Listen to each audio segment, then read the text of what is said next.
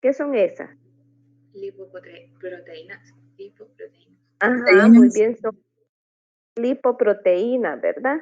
¿Cuáles son las de mayor tamaño o que se encuentran en mayor concentración, que su contenido, perdón, es mayor triglicéridos?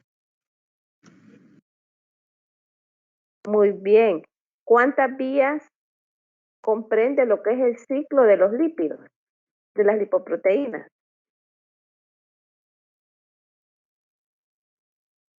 Eran dos vías ¿Recuerdan? para vía exógena y vía endógena, creo que era. Vía exógena y vía endógena, ¿verdad? Pero también está la del transporte reverso del HDL colesterol. Bueno, entonces vamos a continuar. Hablamos también de unas enfermedades, ¿verdad? Que pueden ser debido a una causa primaria o una causa secundaria, lo que son las enfermedades de los lípidos. ¿Ustedes recuerdan cuáles son por causa primaria? ¿Alguna de ellas? Que generalmente son de carácter hereditario. Algunas pueden ser de forma homocigota y otras de forma heterocigota.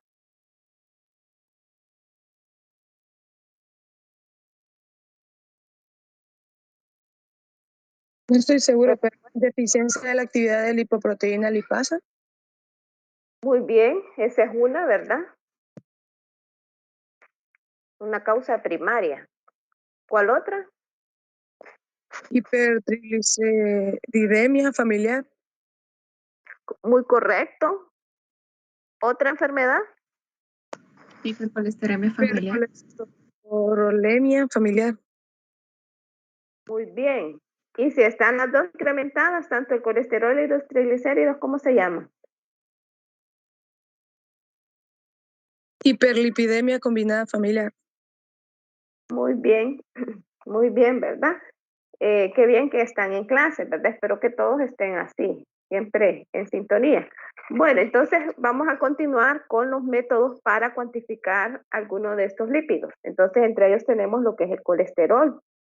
Vean ustedes esa reacción en el cual, pues este es un método que se basa en tres enzimas, ¿verdad? Vemos ahí lo que es la colesterol esterasa, la colesterol oxidasa y la peroxidasa. Vean ustedes ahí donde está la peroxidasa, ¿verdad? Que en presencia de la mezcla del fenol con la 4-aminoantipirina se condensan, ¿verdad? Por acción del peróxido de hidrógeno y forman lo que es la quinonaimina coloreada. Que ustedes recuerdan que la quinonaimina se va a ver como de un color, como un rojo suave, ¿verdad? Entonces ese color es el que nosotros vamos a ver y el cual va a ser de la intensidad, va a ser de acuerdo a la concentración de colesterol que tenga el paciente. Este método, ¿cómo lo ven ustedes según esta reacción? ¿Es un método cinético o es un método de punto final? Del punto final. Muy bien, ¿verdad? Entonces vean ustedes, solo ven la reacción y ustedes ya saben que es un método de punto final. De hecho, lo cuantificamos, ¿verdad? A una longitud de onda de 510 nanómetros aproximadamente. Y al cabo de 10 minutos que nosotros lo podemos dejar ya sea a temperatura ambiente o 5 minutos a 37 grados centígrados, pues nosotros ya tenemos, ¿verdad? La concentración del colesterol total. Usted sabe, ¿verdad? Que la reacción es estable por lo menos 30 minutos. 30 minutos es lo máximo que puede ser estable. Tenemos el otro método, este es un método un poco más complejo, en el cual eh, hay diferentes casas, ¿verdad? El que nosotros vamos a utilizar, pues va a ser de la casa Human. Entonces vean ustedes que estos triglicéridos, en esta reacción participa una enzima, de la cual ya la hemos mencionado, que es la lipoproteína lipasa, ¿verdad? Entonces ella promociona lo que es la hidrólisis de los triglicéridos y a quién libera al glicerol, ¿verdad? Que este es convertido, ¿en qué se convierte el triglicerol? En glicerol quinasa y también en glicerol 3-fosfato. Luego este es oxidado a dihidroxiacetona y peróxido de hidrógeno en presencia de glicerol fosfatoxidasa. Entonces, luego, ¿verdad? Hay una reacción donde se liga el peróxido de hidrógeno, lo que es la 4-aminoantipirina, el 4-clorofenol, y lo que ocurre acá es que se catalizan por acción de la peroxidasa. E igualmente se produce lo que es la quinoneimina, y lo cual, ¿verdad? Lo podemos nosotros cuantificar a 505 nanómetros. Este método también es de punto final y se puede realizar en muestras de suero o también, ¿verdad?, en plasma con EDTA. También es importante mencionar, ya que traigo a memoria, de que tanto el colesterol como los triglicéridos, ustedes aparte de poder analizar en suero o en plasma, lo podemos realizar en líquido pleural. Tal vez la técnica y el método no lo dice, ¿verdad? Pero sí se puede realizar, solo que hay que centrifugar muy bien lo que es el líquido pleural. El líquido pleural que sabemos que es el líquido que se encuentra entre medio de los dos pulmones, ¿verdad? Entonces sirve como lubricante. Ese líquido pleural pues se lo extraen a los pacientes, ¿verdad? Los neumólogos, sí, el neumólogo se lo extrae, luego se lleva al laboratorio, se centrifuga y se trabaja con el sobrenadante. Eso es importante porque, ¿verdad? Al paciente le va a dar le va a favorecer en el diagnóstico para saber si el paciente tiene un quilotórax o un pseudoquilotórax. De esto quizás en la literatura de los referente al laboratorio clínico es muy poco lo que se encuentra, pero sí tiene una relevancia significativa, ¿verdad? Para lo que es un neumólogo. El poder ver la relación de ambos lípidos y poder pues dar un tratamiento efectivo. También tenemos otros métodos que son el método de medición para las HDL. Vean que hay lipoproteínas de alta densidad en el cual pues se lleva a cabo lo que es por el método de precipitación. De esta forma se separan lo que es por tamaño y por carga. Entonces hemos utilizado lo que es el polietilenglicol, que sus siglas son PEG, ¿verdad? Entonces lo que se pone a centrifugar, según las técnicas, es el suero con el precipitante.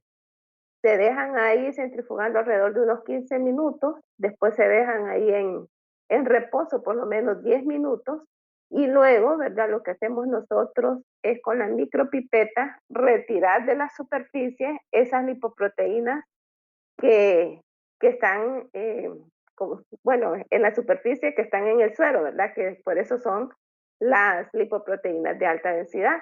Entonces nosotros trabajamos con lo que es el sobrenadante. Y así es como determinamos lo que es las determinaciones de colesterol HDL.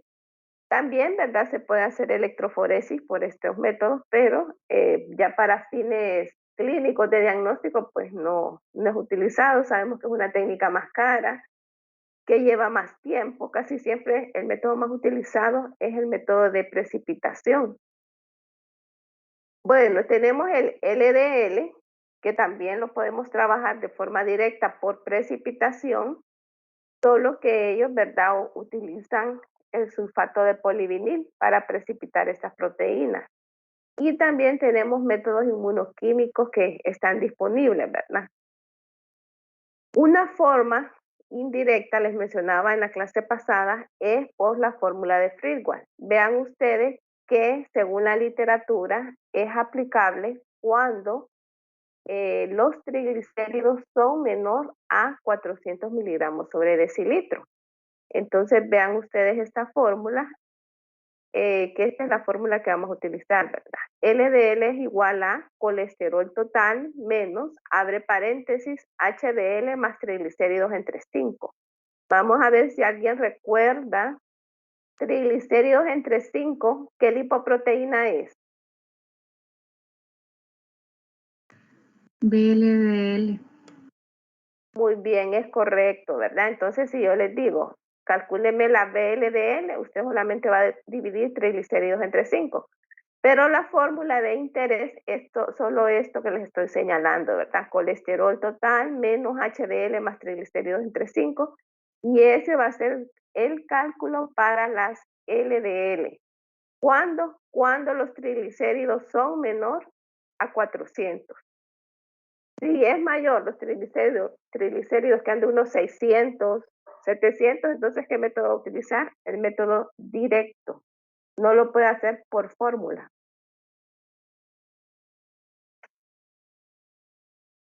Permítame que me quedo colgado.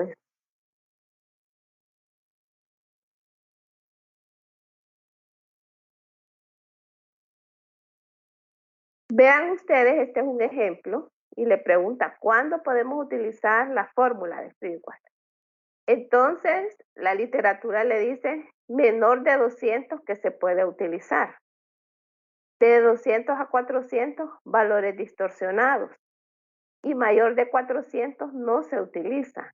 Entonces, en mi opinión, ¿verdad? Porque una literatura dice menor de 400, otra le dice que 200 a 400 están distorsionados. Y les voy a explicar este ejemplo en el cual sí vemos nosotros, ¿verdad? Claramente estos son los resultados de una estudiante de internado que en el hospital donde ella estaba, pues llegó un paciente con estos, se le determinaron estos valores. Y vean que aquí no hay falla, ¿verdad? Como bien lo cita la literatura. Vean, los triglicéridos los andaba de 1.303 miligramos sobre decilitro el paciente. El colesterol de 340, sabemos que lo normal es hasta 200 y los triglicéridos pues son hasta 150. Pero vean ustedes el LDL de 77.9. ¿Creen ustedes que hay coherencia este colesterol con este LDL?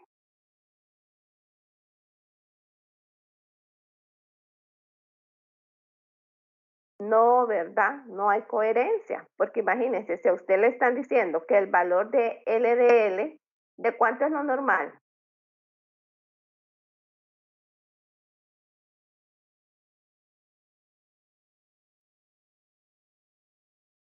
La LDL en adultos.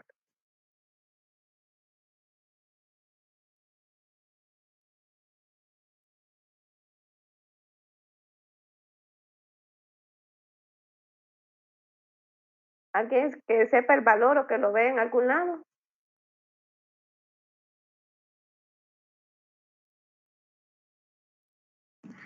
Menor a 110 miligramos sobre decilitro.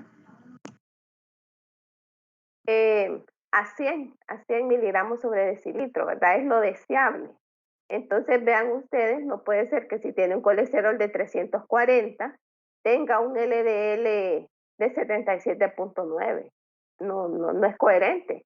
¿Pero por qué es eso? Porque los triglicéridos se encuentran demasiado alterados, hay mucha turbidez, hay muchos kilomicrones flotantes, entonces a eso se debe que nos den esos valores distorsionados, ¿verdad? Entonces en este caso, pues una persona que venga comenzando no le encuentra lo puede pasar desapercibido este análisis de este examen.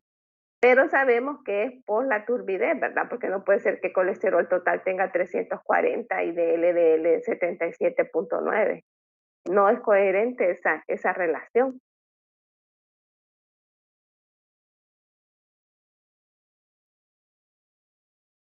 Bueno, entonces sabemos, ¿verdad? Que en el laboratorio, pues, se van a dar diferentes situaciones en el cual los lípidos van a estar incrementados. Desde el momento de que una persona no lleva un ayuno al laboratorio, pues va a tener incrementado lo que es colesterol, triglicéridos, HDL, VLDL, todo lo que son las lipoproteínas, ¿verdad? También otro aspecto importante es aquellas personas que se estresan mucho. Esas también van a tener incrementado lo que son colesterol y triglicéridos. Personas que están durante el embarazo, que les mencionaba la vez pasada, ¿verdad? También se les incrementa lo que son estos lípidos. A ver si recuerdan ¿Cuáles son otros tipos de causas en los cuales los pacientes tienen incrementados los lípidos?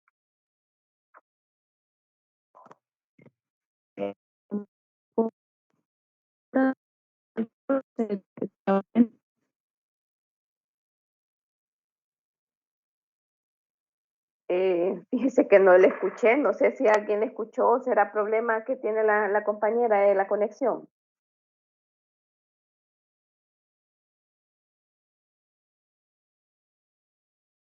¿Le escucharon ustedes, jóvenes? Se le escucha entrecortado, compañera. Ah, verdad, eso es. Bueno, entonces fíjense que también se encuentran, ¿verdad?, en esas dislipidemias que son adquiridas por el tabaquismo. Les mencionaba que se aumentan los triglicéridos y disminuye lo que es el HDL. Personas que tienen inactividad física también, ¿verdad? Se incrementan los triglicéridos y disminuye el HDL. Entonces, vean ustedes que hasta el estrés, ¿verdad? Que el estrés aumenta el colesterol total, o aquellos pacientes que padecen de anorexia de tipo nervioso también, se les incrementa el colesterol total. Aquellas personas que ingieren drogas, pero drogas terapéuticas, ¿verdad? Como los corticoides, que sabemos que son unos antiinflamatorios, personas que les suministran testosterona, también les incrementa el colesterol, disminuye el HDL, o pacientes que ingieren estrógenos orales, les incrementan los triglicéridos y también el HDL. Entonces, en esas condiciones, ¿verdad?, es que nosotros podemos encontrar en el laboratorio. Por eso es importante la ficha que les mencionaba en la primera clase. Esa entrevista es fundamental, saber si los pacientes están tomando algún medicamento, si padecen alguna enfermedad. Entonces, todo eso, ¿verdad?, al final pues contribuye en la interpretación de los resultados clínicos. Por eso es importante que cuando el paciente llega al laboratorio, pues llegue tenga que estar en reposo. A veces los pacientes llegan del gimnasio, ¿verdad? Es muy frecuente ver en las mañanas pacientes que después de haber hecho una actividad, pues llegan al laboratorio. Entonces, lo ideal es que 24 horas antes, pues no realicen esa actividad vigorosa, ¿verdad? Sabemos que hay parámetros que disminuyen con el ejercicio, ¿verdad? Que pueden ser así como circunstanciales esos resultados, ¿verdad? En el caso de la glucosa que disminuye. Entonces, lo requerido son 12 horas de ayuno en el caso de los triglicéridos, ¿verdad? Para determinarse los triglicéridos. No para el colesterol, pero lo ideal es que tenga unas 12 horas. Los pacientes pues deben sentarse, estar ahí en reposo por lo menos 5 minutos antes de tomarle la muestra. Ya dijimos que se puede utilizar sueroplasma y que si no lo vamos a analizar inmediatamente, qué sé yo, si vamos a hacer un trabajo de campo o que las distancias son muy largas, entonces ya sabemos que debemos separar ese suero en menos de 1 hora y lo podemos dejar a 4 grados centígrados si no lo vamos a realizar en la misma jornada de trabajo, ¿verdad?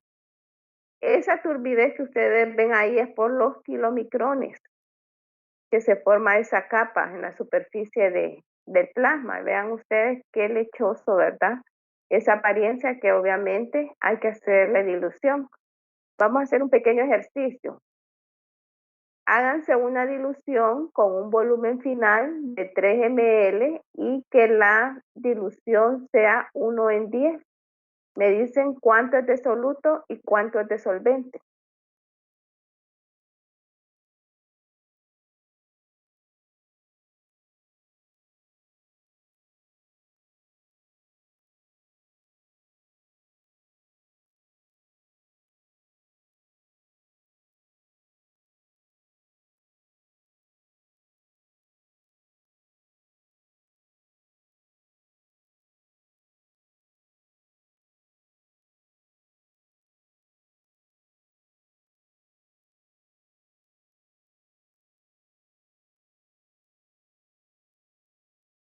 No entiendo, doctora.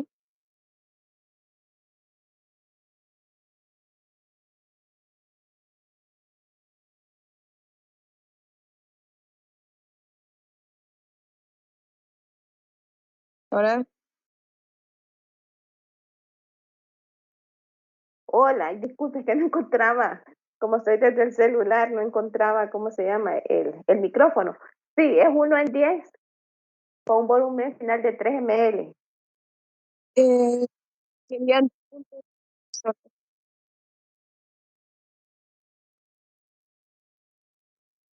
Muy bien. La otra persona que quería hablar, ¿cómo se llama? Eliet, no, sí, lo mismo. 2.7 de solvente y 0.3 de soluto. Ajá, démelo en microlitros.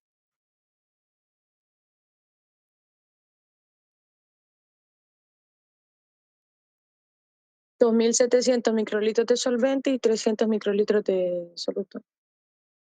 ¿Quién sería mi soluto?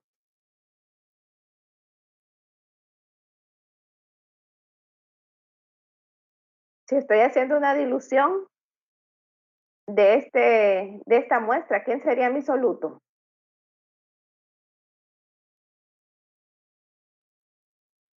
El suero y el solvente.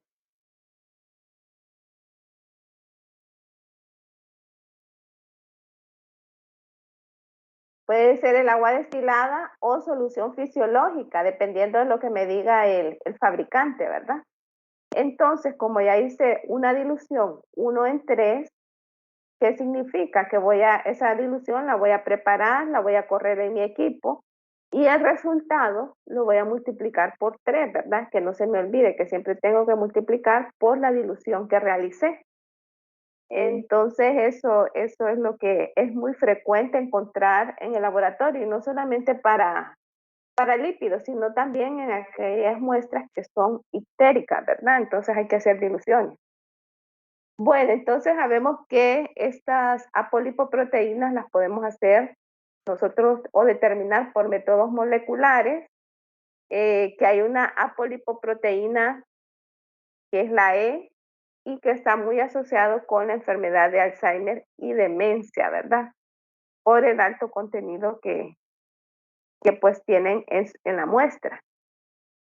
Vemos ahora, bueno, no sé si tienen alguna pregunta o hacemos otro ejercicio de dilución por si alguien no entendió. Ah, ya sé, les voy a poner uno que calculen la fórmula de Friedwald. Ahí está la fórmula, ¿verdad? Entonces, trabajemos con un colesterol de 220, con un HDL de 35 y con unos triglicéridos de 170. Hagan ese cálculo, por favor.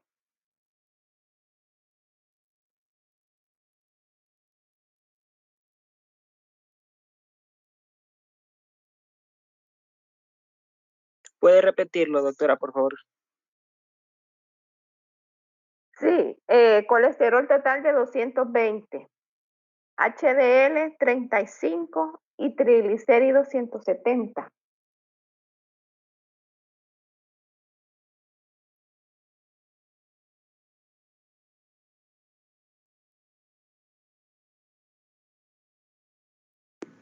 $151, doctora.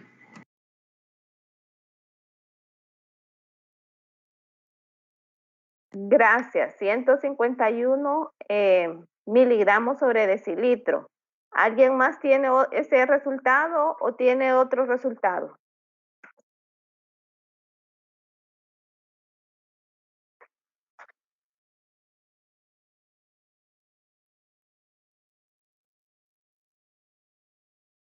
¿Alguien más que lo esté realizando? Les pregunto eso porque fíjese que en esto, que parece sencillo, falla. Yo no sé cómo es que introducen los resultados a la calculadora y al final me dan un resultado que no es, ¿verdad? En una fórmula sencilla. Entonces, por eso quiero ver que en realidad lo estén realizando el ejercicio.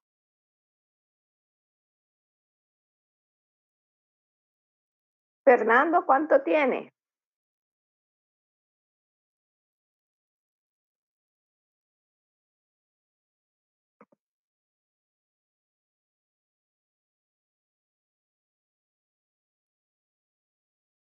o Eliet.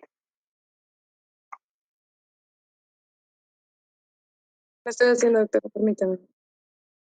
Sí.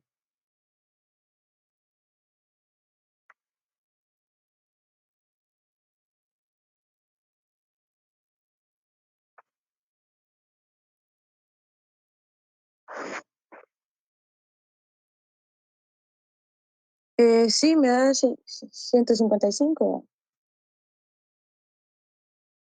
No, 151, dijo Linda. Ah, sí, 151. Ah, bueno, muchas gracias. Entonces vean que ese es el resultado, ¿verdad? Para ese LDL. ¿Y cuánto es el valor de la BLDL? 34, doctora.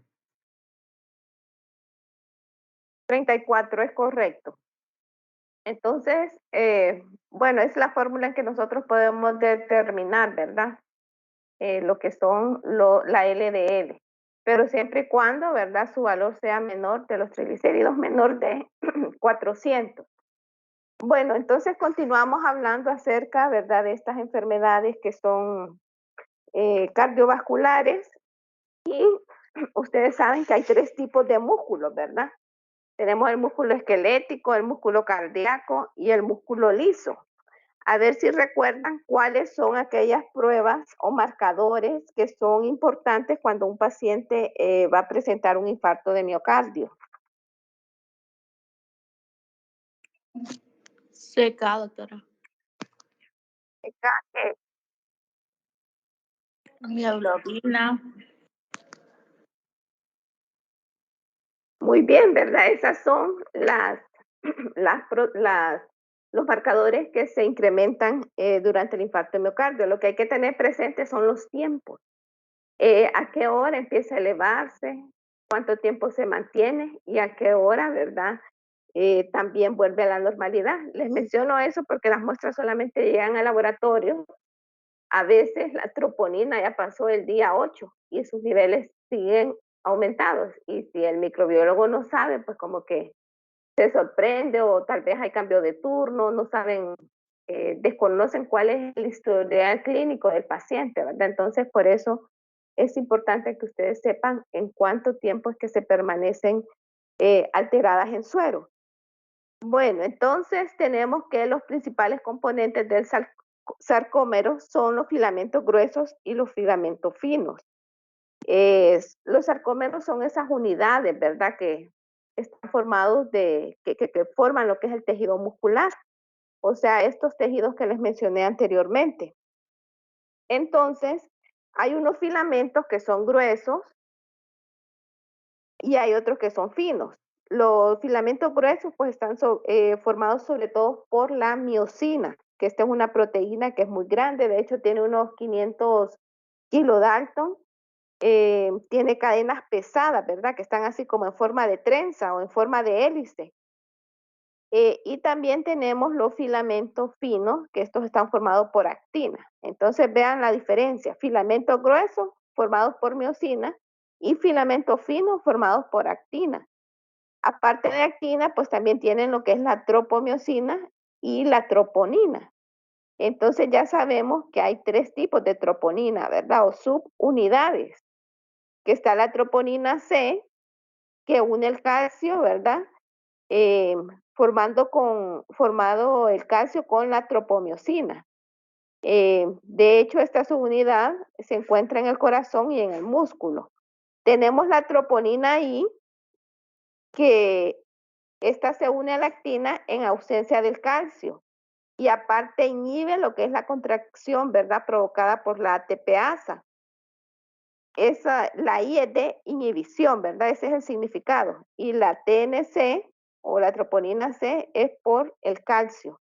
Tenemos la troponina también T, que esta es la que más se cuantifica en el laboratorio, ¿verdad? Ya que se une al complejo de troponina, la tropomiosina, y lo que hace es que facilita la contracción, ¿verdad? Entonces esas son las 3 tipos de troponina. Sin embargo, ¿verdad? Hay diferentes patologías. Una de ellas es el síndrome coronario agudo, ¿verdad? Que aquí pues los pacientes presentan síntomas como la isquemia cardíaca. La isquemia, pues se sabe que es una condición en la cual un órgano recibe un aporte de sangre que es insuficiente para las necesidades. Entonces, el corazón es un órgano, ¿verdad?, muy aerobio, que obtiene la mayoría de su energía del ciclo de Krebs y de la fosforilación oxidativa. Cuando hay un desequilibrio entre el aporte de oxígeno al miocardio y la demanda, pues tiene como resultado la lesión la lesión, ¿verdad? Y la muerte de los cardiomiocitos. Por eso ven ustedes que se va viendo así como esa necrosis en el corazón, ¿verdad? Es por la isquemia que presenta. Entonces, la mayoría de las veces, la falta de ese oxígeno al corazón, lo que provoca o tiene como consecuencia, ¿verdad?, es la oclusión de las arterias coronarias. Y aquí pues hay que mencionar también que es cuando se da lo que es la rotura de la placa de ateroma. Y como consecuencia de ello, pues lo que le va a provocar al paciente es una trombosis. Es importante mencionar que aquí en el síndrome coronario se dan dos situaciones. Puede suceder dos cosas. Uno, que sea la pérdida parcial de esa perfusión coronaria, que es menos severa, ¿verdad? Y lo que es causa, tal vez ustedes han escuchado angina de pecho, ¿verdad? Que puede ser estable o inestable. Esto es una oclusión parcial. Pero también tenemos aquella que es la pérdida total del flujo coronario, ¿verdad? Durante un tiempo suficiente, aquí es prolongado, se da lo que es la muerte de los cardiomiocitos. Y entonces aquí es donde se causa este síndrome clínico famoso que es el infarto agudo de miocardio. Entonces vean que son dos cosas diferentes, ¿verdad? Una que puede ser parcial o una pérdida total. La idea principal que aquí todo comienza con lo que es una isquemia. ¿Qué dijimos que es la isquemia?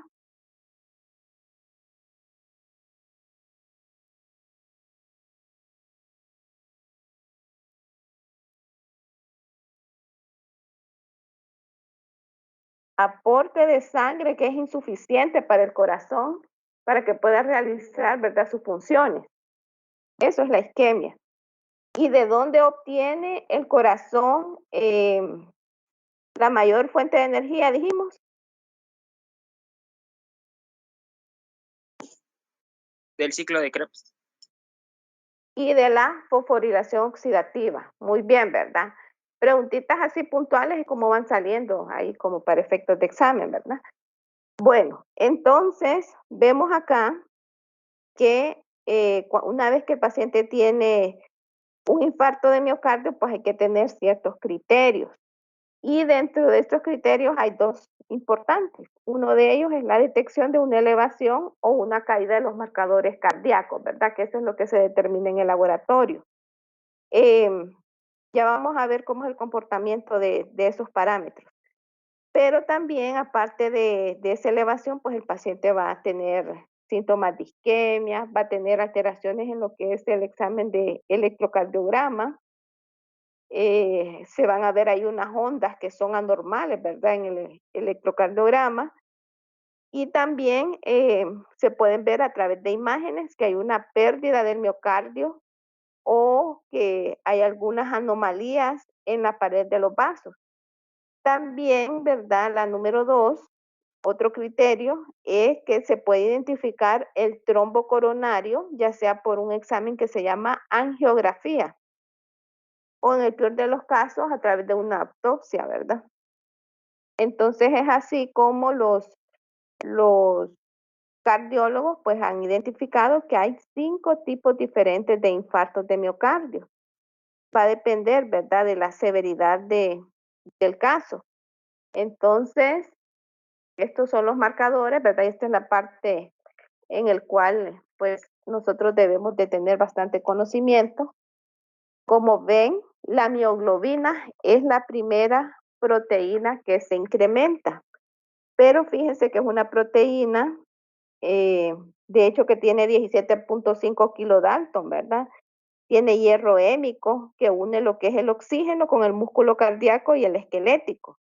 Tiene muy bajo peso molecular, sabemos que se encuentra en el citoplasma, y que aparece rápidamente en la circulación cuando hay una lesión muscular.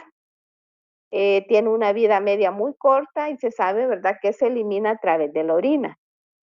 Pero esta mioglobina es un marcador muy sensible porque ya ven que con cualquier daño en el organismo pues se va a elevar. Pero ¿saben cuál es la desventaja de esa mioglobina? Que es poco específica para el infarto de miocardio. Porque sabemos que no solamente, ¿verdad?, se va a elevar en un infarto. Si decimos que es inespecífica, es porque en un traumatismo, en un ejercicio intenso se va a elevar, en una rhabdomiólisis, en una trombosis, etcétera. Entonces, por eso es poco específica. Sí sirve como para alarmar, ¿verdad? Como para poner en preaviso que hay algo anormal en el organismo. De hecho, hasta si le hacen una cirugía a un paciente, se le incrementa, o si le aplican una inyección intramuscular, se eleva también, ¿verdad? Entonces, los niveles séricos pues se elevan a las 2 horas del infarto y se ha usado, ¿verdad?, como un marcador temprano de infarto de miocardio y también de reinfarto. Es decir, cuando se dan seguidos estos dos eventos.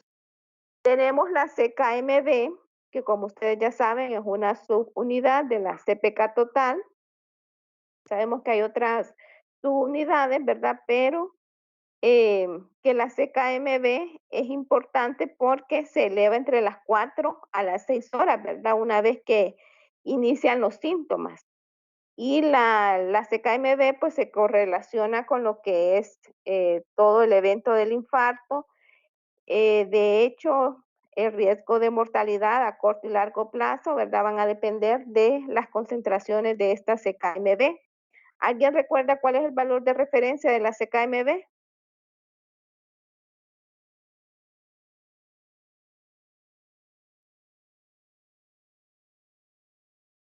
O léanlo ahí en algún apunte que tengan.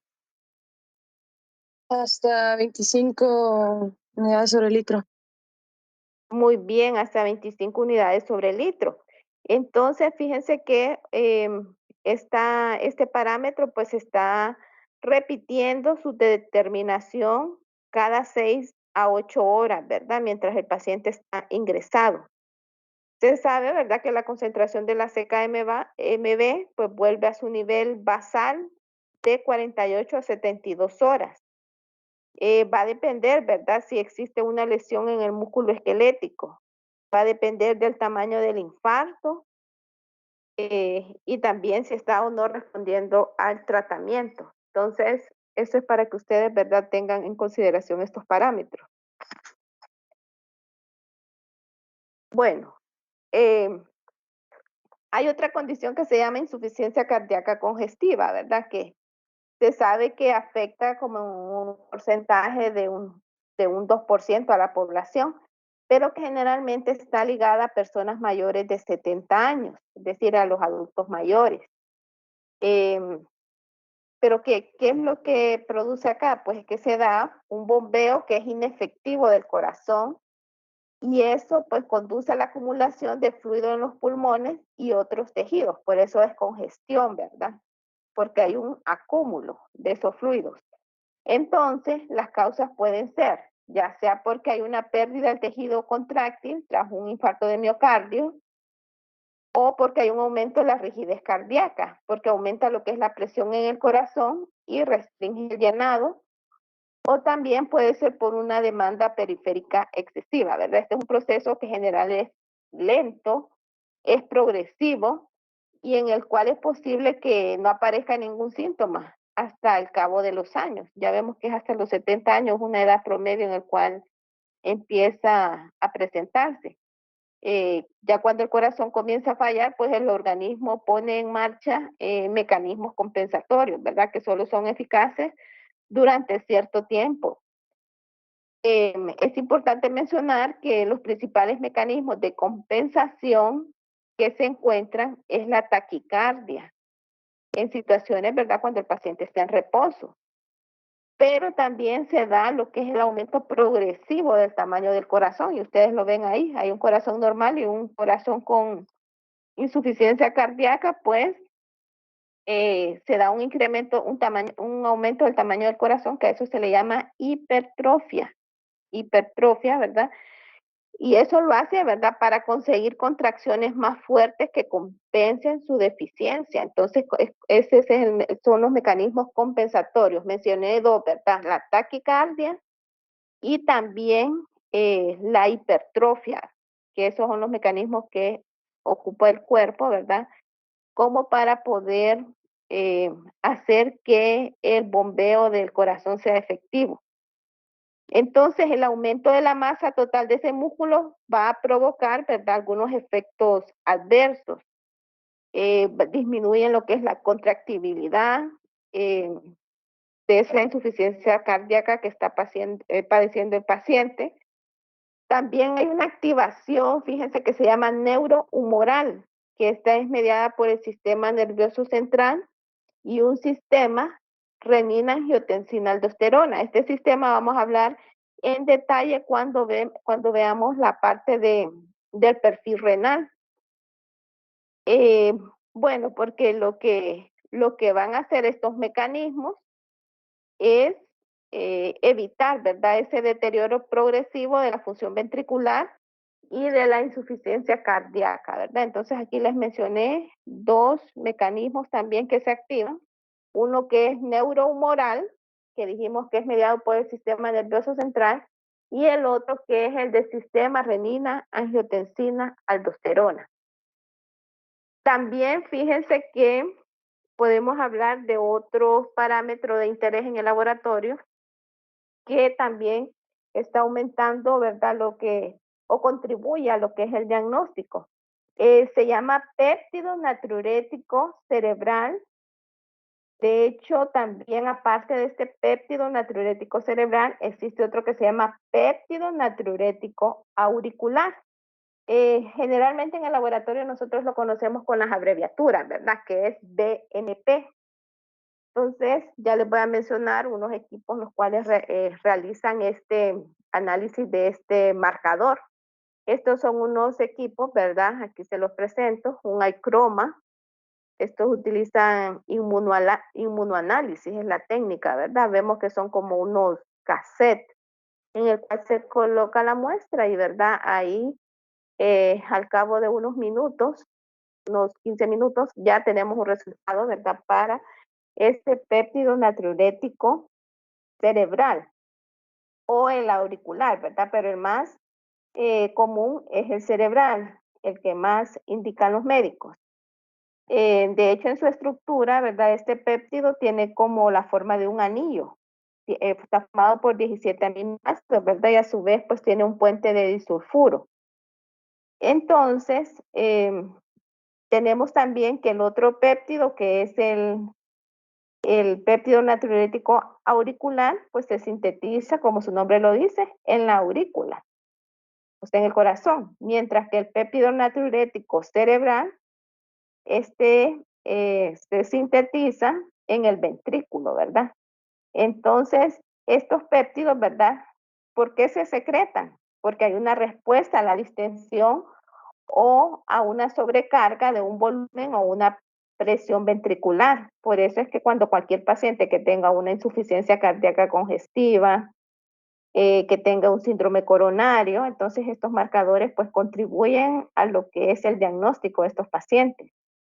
Estos péptidos, ¿verdad?, se unen a un receptor de una transmembrana, ¿verdad?, que tiene una actividad, de hecho se llama la guanilo ciclasa, que este es el receptor que se encuentra en los péptidos natriuréticos. Entonces, tanto estos dos, tanto el ANP y el BNP, pues ejercen funciones que es descender lo que es la presión arterial y también el volumen plasmático, ¿verdad? Porque ellos son antagonistas de lo que es el sistema renina-angiotensina-aldosterona. Entonces aumentan lo que es la filtración glomerular y ejercen, ¿verdad?, lo que es esa atracción natriurética y eliminan de esa forma lo que es el agua. Y también, ¿verdad?, reducen lo que es la actividad del sistema simpático, causan una vasodilatación y aumenta lo que es la permeabilidad vascular. Entonces, vean ustedes que estos dos péptidos, ¿verdad? Son de mucha utilidad clínica. Pero aparte de ellos, también podemos mencionar otros marcadores que son de inflamación y que están ligados a aquellos pacientes que tienen un riesgo, ¿verdad?, de cardiovascular. Uno de ellos es la proteína C reactiva. HS significa ultrasensible, ¿verdad? Que este es otro método que se realiza, otra prueba que se realiza por inmunoturbidimetría.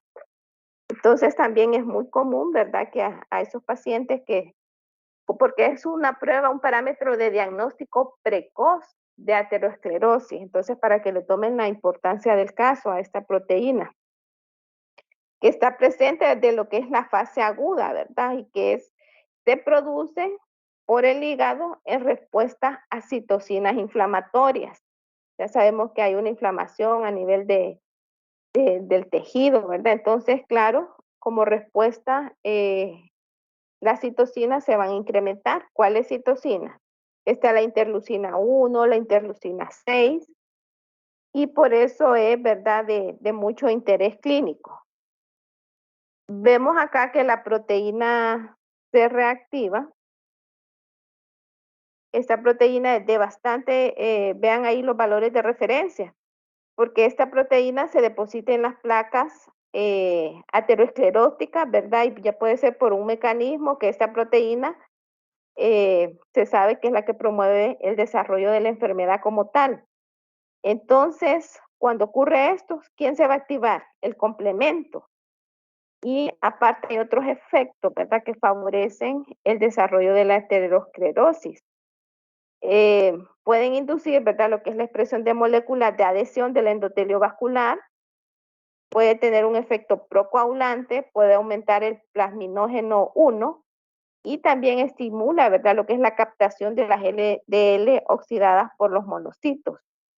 Entonces, vean acá que los valores de referencia, según las guías americanas de corazón, pues sugieren, ¿verdad?, que esos son los parámetros que se han estandarizado. Si la proteína es inferior a 1, el riesgo de desarrollar enfermedad cardiovascular es bajo. Si está entre 1 y 3 miligramos sobre litro, pues es moderado.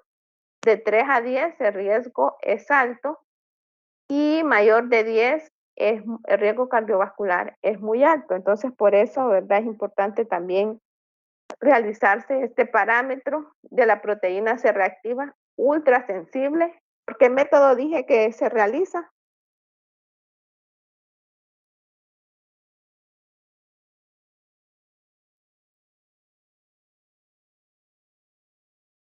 Inmunoturbidimetría, ¿verdad? Tenemos la citocina, que este es otro marcador. Vean que pues desempeñan un papel, ¿verdad?, central, sobre todo en lo que es la aterogénesis y la ruptura de la placa de ateroma. ¿Por qué es importante? Porque cuando suceden todos estos procesos inflamatorios, entonces se van a elevar lo que es el factor de necrosis tumoral, que sabemos que es una citocina, se va a elevar un mediador inflamatorio que está ligado a CD40. Ya mencionábamos que también la interleucina 6, ¿verdad? La interleucina 8. Tenemos otro marcador que son las moléculas de adhesión ICAN-1 y la BCAN-1, ¿verdad? ¿Por qué sucede esto? Porque el reclutamiento de esos leucocitos no ocurre, ¿verdad?, en un endotelio normal. Entonces, lo que ocurre acá es que los niveles plasmáticos de un paciente que está infartado, pues son superiores. Entonces, ahí es cuando se expresan lo que es la ICAN-1, que son superiores a esos individuos que están atravesando un caso de infarto. Y de hecho, el BCAN-1 también se encuentra incrementado en aquellos pacientes que llevan dietas ricas en colesterol, ¿verdad? Sobre todo por esos fosfolípidos que son oxidados, por distintas citocinas que son proinflamatorias, y sus niveles, ¿verdad?, también predicen lo que es la aparición de eventos cardiovasculares. Entonces, también es importante determinarse estos en el laboratorio.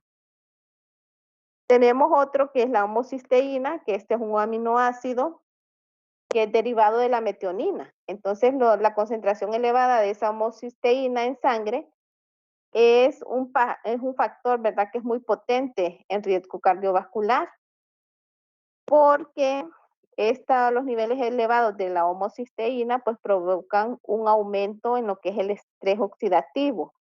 Alteran, de hecho, lo que es la función endotelial, ¿verdad? Destruyen los componentes esenciales de las arterias, como lo que es el colágeno, la elastina y los proteoglicanos. Esto es bien importante. ¿Quiénes son los que destruyen el colágeno, las elastinas y los proteoglicanos? Es la homocisteína, ¿verdad? También aumenta lo que es la trombogenicidad y es lo que promueve, ¿verdad?, lo que aparezca la aterosclerosis. Entonces vean ustedes que hay varios marcadores que son de interés clínico predictivos. Y tenemos el inhibidor del activador de plasminógeno, ¿verdad? Que esto lo que hace es que inhibe la fibrinólisis, ¿verdad? Y que este es el principal inhibidor fisiológico activador tisular del plasminógeno. ¿Por quién se secreta? Pues las células endoteliales musculares, que son lisas, por los fibroblastos y por los adipocitos. Entonces, cuando hay una enfermedad, ya sea de tipo coronaria, pues los valores de este plasminógeno también se incrementan. Sobre todo, ¿verdad?, con aquellos pacientes también que padecen de obesidad, de diabetes tipo 2, pacientes que son intolerantes a la glucosa, pacientes que presentan dislipidemia, hipertensión y síndrome metabólico. Entonces, vean ustedes de que pues hemos concluido con lo que son la parte de los lípidos. Creo que nos quedan unos minutos. Les voy a hacer algunas preguntitas de lo que hablé.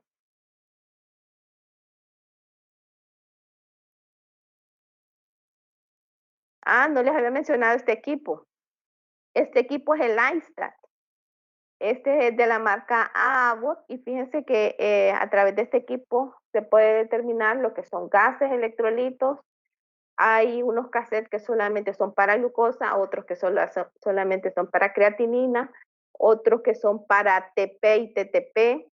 Y algo que me gusta es que hay uno que es específico para el BNP. ¿Qué significa BNP, dijimos?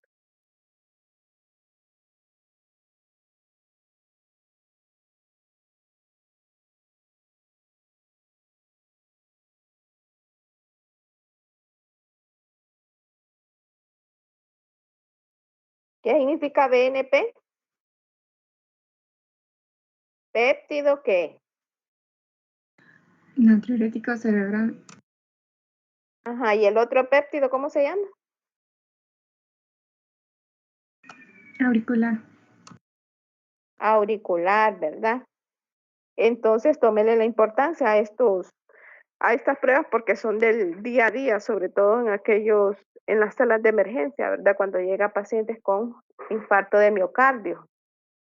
Y como sabemos que son también parámetros predictivos, entonces hay personas que ya cuando son adultos mayores, ¿verdad?, por regularidad se realizan lo que son estos péptidos, se realizan también lo que es la proteína C reactiva ultrasensible. ¿Por qué método si me cierran el micrófono, por favor, Luis Miguel? ¿Por qué método se identifica lo que es la proteína C reactiva?